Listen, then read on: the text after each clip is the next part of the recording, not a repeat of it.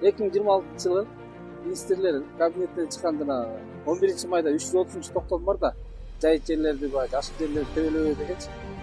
Жана мотоцикл ыйындыра жана башка автотранспорт чектөө боюнчачы.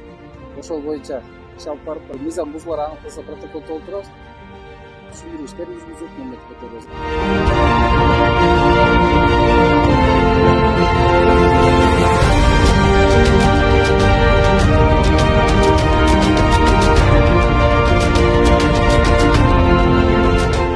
Эс алуу учурунда урматтуу жарандар, жаш өспүрүмдөрдү көзөмөлсүз калтырбооңуздар суранабыз. Себеп дегенде тоого чыгып кетсе же сууга түшүп кетсе, балдар агып кетиши да туман. Ошон үчүн балдардын коопсуздугун биринчи орунга коюп, балдарды жаныбыздан чыгарбай көзөмөлгө алууңуздар суранабыз. Эс алуучуларды келгенде ошо тазалыкты сактап, балык салдырбаңыздар.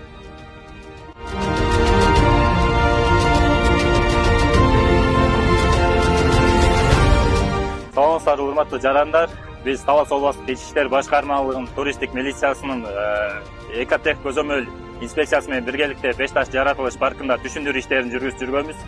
Эс алуу учурунда эң биринчи өзүңүздөрдүн коопсуздугуңуздарды караңыздар. Жаш өспүрүмдөрдү чоңдордун коштоосу жок суу жээкке, тоо ташка чыкканга кой бербеңиздер.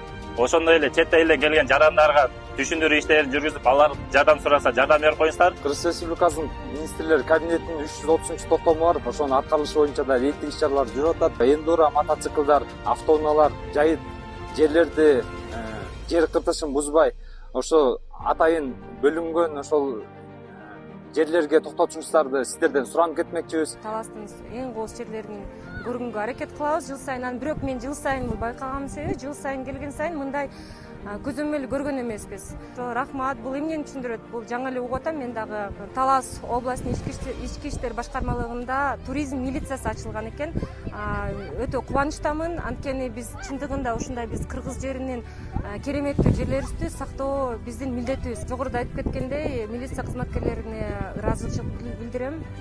Мындан ары да иштериңиздерге ийгилик, өркүндөп өнүгө бериңиздер. Кыргыз жерибиз, элибиз, кыргыз мамлекетибиз өнүгүп, иштерибиз алдыга кете берсин.